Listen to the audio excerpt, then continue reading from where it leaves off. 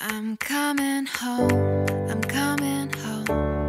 Tell the world I'm coming. Bon, je suis officiellement resté 4 mois et 13 jours en Europe pour visiter un total de 12 pays et 30 destinations. J'ai fait en moyenne 14 000 pas par jour pour marcher un total de 1243 km et puis parcourir au total 26 585 km. Tout ça c'est bien beau, mais ça veut dire aussi que j'ai pas vu ma famille et mes amis de Montréal pendant plus de 4 mois et 13 jours, alors c'est sûr que quand je revenais, je devais faire quelque chose de spécial.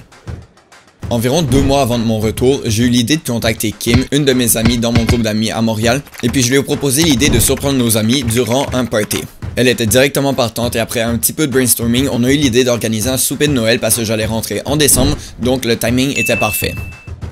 Au moment où on a organisé le souper de Noël, Kim et moi on savait que je rentrais le 7 décembre, j'avais déjà pris mes billets d'avion, mais personne d'autre le savait encore, et puis j'avais dit à tout le monde que j'avais pas encore mes dates de retour. Kim a donc organisé l'événement sur Facebook.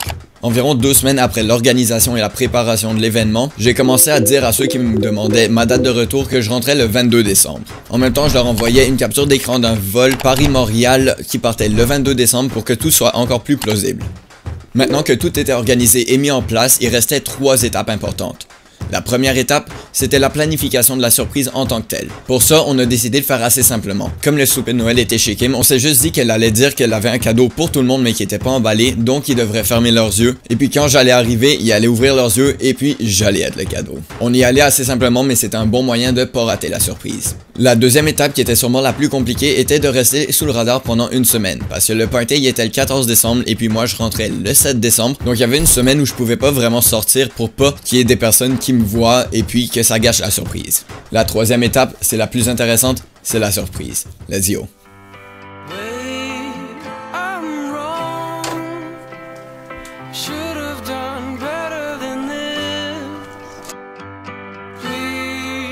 I'll be strong. I'm finding it hard to resist. So show me what I'm looking for. Save me, I'm lost. Oh Lord, I've been waiting for you. I'll pay any cost. Save me from being confused. Show me what I'm looking for. Merci encore une fois d'avoir suivi la première partie de mon voyage qui était donc en Europe. Il y a encore beaucoup de vidéos qui vont arriver sur cette chaîne en 2020 parce que je vais repartir pour les États-Unis et puis sûrement pour d'autres endroits aussi. Donc je sais pas encore exactement où je vais aller, mais je sais que je vais pouvoir créer beaucoup de vidéos. Alors on se retrouve sur ma chaîne l'année prochaine. Joyeux Noël et bonne année.